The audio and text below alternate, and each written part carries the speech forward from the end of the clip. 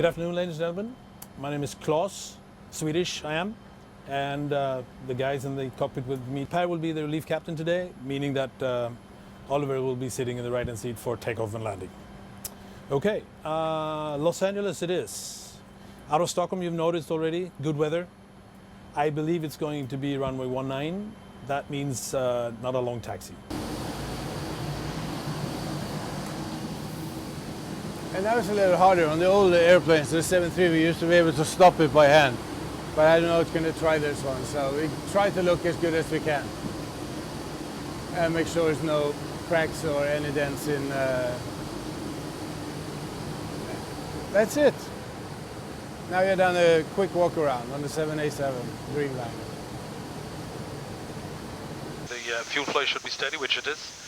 Oil pressure will slightly rise, and oil temperature will also rise as the startup sequence continues. And the first fan that you can see when looking into the engine has now started to rotate, and the taper, the torque, has also been lit up. Here we have two green lights running, both engines are running, and now we just wait for the pushback to be completed.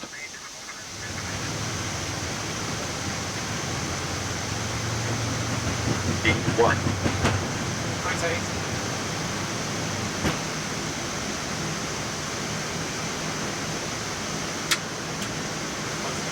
Gear up.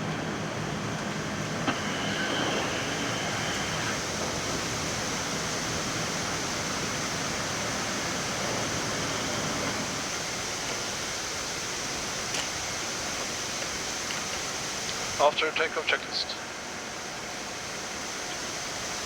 The aircraft, through its ADS system, sends the position, the data, the altitude, the time, the fuel, everything to, in this case, Bodø, telling us here is where we were at this time. And the airplane will do that continuously as we pass overhead waypoints. And if it doesn't, they will contact us and say, give waypoint position report regarding whichever waypoint they need the report for. This specific aircraft environment is really a big difference, different from the previous airplanes, whether I've flown them or not. But it's a big difference. It's a higher pressure. The differential pressure is higher, so we are actually as if we were on a lower altitude than we would have been in another aircraft at the same flight level. It's also more humid. It's less dry. So, for instance, if I have been on the beach for a day and I will actually stroke my arm, it's not going to snow. It's actually I still have a little bit of body fat, which makes me less dry, and I still should drink a lot of water, but it makes me feel better. And secondly, okay, not in here, but in the cabin, the light and the cabin lighting is different, so that the passengers and the cabin crew shouldn't be as tired as they could have been in the old days. So many differences, I would say. And I almost forgot, the noise, or the lack of noise in the cockpit. What you can't see now is that there is a seat behind the camera, and I can easily speak to the person sitting in that seat without having any kind of intercom system. Nor do I need some flag system. I can speak to the person with a normal voice. So of course that makes me less tired also during a full day.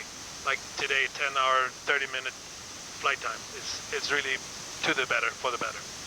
So I do appreciate this airplane. I do.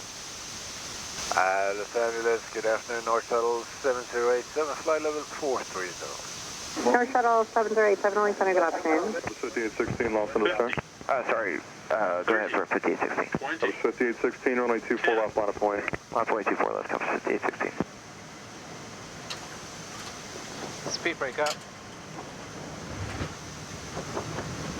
Reverse normal.